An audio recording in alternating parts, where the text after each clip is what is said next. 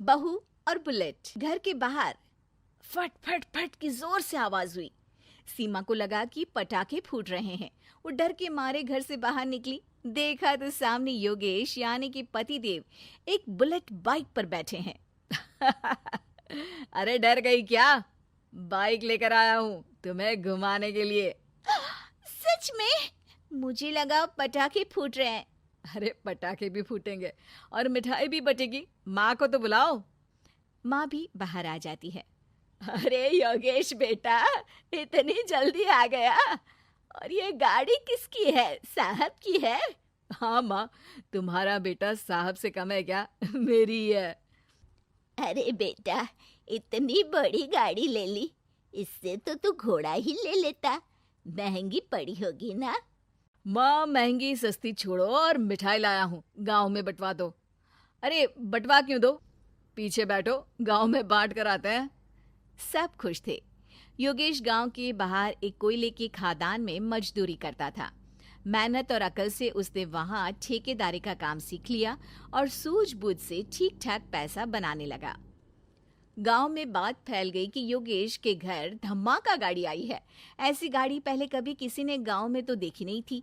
योगेश और माँ गाड़ी से वापस घर आ जाते हैं। बेटा, बाबूजी ऊपर से देख रहे होंगे और आशीर्वाद भी दे रहे होंगे तुझे। वो होते तो उनको भी घुमाता माँ। पूरे गांव में नाच नाच के मिठाई बांटने जाते। जैसे मैंने नाच नाच के बांटी थी जब वो अपने लिए एक साइकिल लेकर आए थे। बस बस, बाबूजी दो बात भी सुनाते कि फटफट वाली फटफटी ले आया। सीमा आगे कहती है, अपने लिए तो ये गाड़ी ले आए और मेरे लिए? अरे ये गाड़ी तुम्हारे लिए ही तो है। पक्का मेरे लिए है? अरे पक्का तुम्हारे लिए है। अगली सुबह जब योगेश सो रहा होता है तो उसे बाहर से गाड़ी की आवाज आती है। वो घबरा कर चिल्लाता है, चोर चोर, मेरी गाड़ी ले जा रहा है, चोर चोर। माँ भी जागती है और योगेश के साथ दरवाजे की तरफ भागती है। जैसे ही दोनों बाहर निकलते हैं तो देखते हैं कि सीमा गाड़ी चला रही है। अरे बहू, नाक कटवाओगी क्या? ये क्या कर रही हो? अरे गिर जाओगी, ये क्या कर रही हो तुम? सीमा गाड़ी को रोक कर कहती है, सारे गांव में घुमा लाई, कहीं नहीं गिरी। क्या?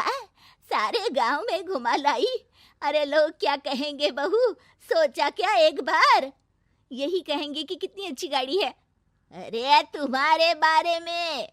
हाँ कहेंगे ना कि देखो कितनी अच्छी गाड़ी पर बैठी है। बहू गाड़ी रखकर योगेश और सासू माँ के पास जाती है। तुमने कब गाड़ी चलाना सीखा? हमारे बाबूजी के पास पुरानी स्कूटर थी, सीख ली। फिर स्कूल में एक मास्टर जी भी ऐसी ही गाड़ी लेकर आते थे, उन्होंने सिखा दी। हाँ हाँ, स्कूल के मास्टर आजकल यही सब तो सिखा रहे हैं। पढ़ाई का कुछ सिखाते तो कुछ भला होता। अरे बहू, अब गाड़ी मत चलाना। हमारे परिवार में कभी किसी औरत ने पीछे से आगे की सीट पे आने की हिम्मत नहीं की है। तुम भी मत करना, समझी? जी समझ गई माँ जी। सीमा सास की बात सुनकर चुपचाप रसोई में जाकर उदास होकर खाना पकाने लगती है। सास सुबह सुबह मंदिर से पूजा करके लौट रही होती है। तभी उसे दो औरतें रोक लेती हैं और कहती हैं, अरे बहू को थोड़े अच्छे लक्षण भी सिखा दो। गाड़ी चलाने निकली थी, गांव की मर्यादा का कोई ख्याल नहीं है। वही तो। अरे पैसे आने लगे हैं तो क्या मतलब कि किसी रीति रिवाज को नहीं मानोगे? अरे समाज में रहना है तो समाज के ढंग से ही रहना पड़ता है। अरे लाज भी नहीं आई बहू को? चूल्हे चौके से निकलकर सीधे गाड़ी लेकर चौराहे चबूतरे नाप लिए, फट फट फट करते हुए। अरे कुछ कह देना उसे। अरे ये क्या कहेगी? बूढ़ी सास है, इनकी थोड़ी ना चलती होगी घर में। हाँ, बहू की ही चलती होगी, मर्जी भी और गाड़ी भी। सास सब सुनकर घर आती है और बहू को चिल्ला के बुलाती है, अरे नाक कटवा दी सबके सामने गाड़ी चलाकर। औरत जात गाड़ी नहीं चलाती। शहरों में तो 4 पहियों वाली गाड़ी भी चलाती हैं और हेलीकॉप्टर, हवाई जहाज भी।